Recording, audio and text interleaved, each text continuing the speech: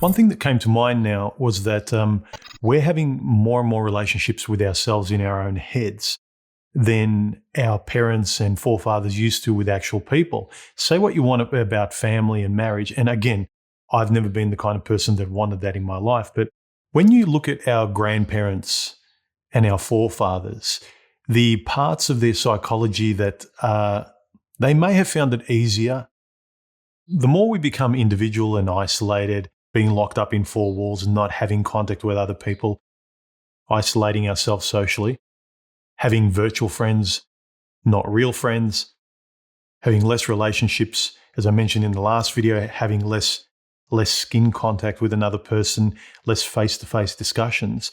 I was thinking about how our grandparents and our forefathers may have found these psychological aspects easier because simply they didn't have to deal with them.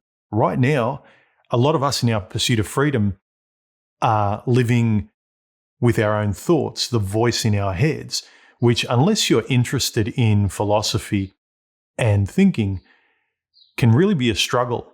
And it can really feel like something else, another voice, is pulling you around and kicking you and making you feel awful, making you feel ashamed or making you feel like you've made mistakes.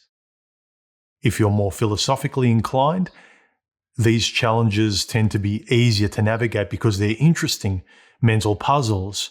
You naturally gravitate to an intellectual or philosophical understanding. It's your hobby, so to speak, so it's easier to deal with. But say it's not. Think about man in times gone past throughout history. It was a given that he had children, he was responsible for the kids, he had a job, he had to deal with this. But also mentally, the thing that came to mind was that waking up every day to the certainty that your wife was your wife, your kid was your kid, your house was your house, the sun would set, the sun would rise, trees would be green, the sky would be blue. There would be a level of comfort in that kind of security. Think about today what we wake up to. We're not experiencing these things and people and family and children and communities. We are waking up every day to not knowing what will be like in our head, whether we'll be waking up to someone who's upbeat, someone who's depressed, someone who's feeling down for no reason, lethargic, lazy, unmotivated. Think about the lack of certainty having only to deal with yourself, especially if you're not interested in developing your own philosophical understanding about how you want to live. You're not interested in literature. You're not interested in meaning or thinking, things like that. I'm just saying, just think about the ways that historically men and women had it easier because we had more concrete things to ground ourselves with. Our partner was our partner. The sky was blue. The grass was green. Our child would remain our child. So every day, what you'd wake up to would be some level of certainty around you.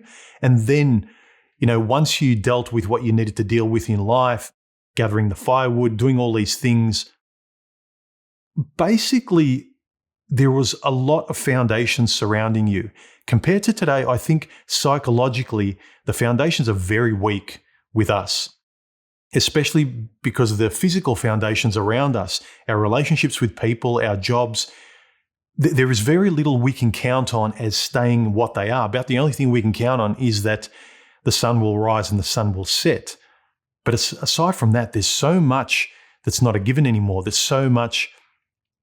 are so many goalposts that are moving, and I can understand why it would be disconcerting for many people. I started to wonder, is that why men and women today, they expect so much from each other? Like, why aren't women perfect? Why aren't men perfect? Men aren't doing enough. We want them to be perfect to compensate for us being so much alone and not being able to face our own moods that are unstable. If I can't trust that I'm motivated or disciplined or can lose weight or can go to work or feel inspired, I will look to another as the scapegoat. They will need to be perfect to compensate for my lack thereof. The amount of insecurity we have in our lives without even seeing it, and we foist it on others. We foist it on potential partners. We want the world and other people to be more perfect than we have the ability to do, especially if we're not interested in this stuff, if we're not interested in thinking, writing, speaking, or have any kind of intellectual curiosity. Just something that sprang to mind. Let me know your thoughts in the comment section below.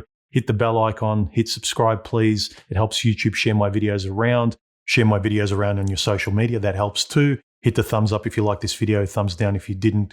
Comment below this video. And if you feel like donating, there are links below. I appreciate all of you guys who do. Really, thank you. I'll talk to you soon. Bye.